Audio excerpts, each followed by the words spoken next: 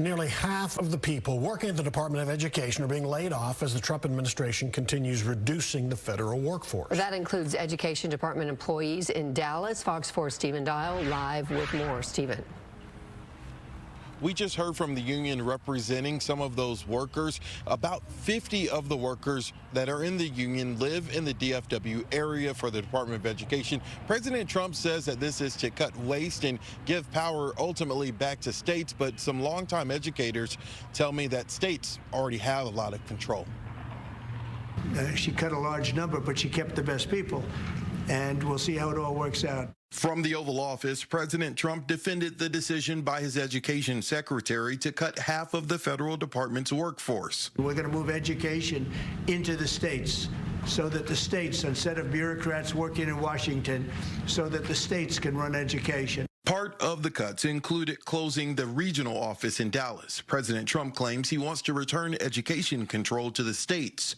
Longtime Dallas ISD Superintendent Michael Hinojosa told me states already have that control. It is a state responsibility to run the schools, and so they already have control. This is just additional protection and support for school districts. Supporters of the Department of Education fear the dismantling could weaken federal protections under the department's Office of Civil Rights. It's the office that investigated South Lake Carroll ISD over complaints of racism and other discrimination, something the district denied.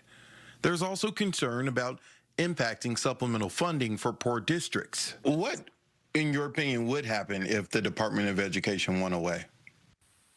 A lot depends on how it's executed.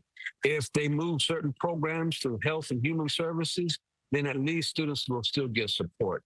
If they put it in block grants, poor kids are going to suffer because that means the amount is divided equally. And so that means districts that don't have high poverty kids would get this money. So a lot depends on the details that's going to be laid out in the next several months, both at the federal level and at the state level. When the president took office, there were about 4,100 Department of Education workers. After the action this week, the department shrinks to about 2,100 workers.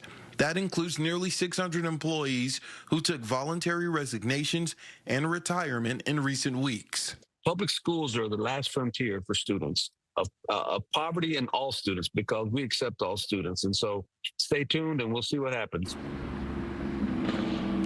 Now, a little more from that press conference that the union had about an hour ago. They were talking about a majority of the workers that have been terminated in the Dallas region office were from the Office of Civil Rights. They handled complaints, and they told us that that office, the Dallas region, is one of the busiest for complaints because of the amount of states that they cover.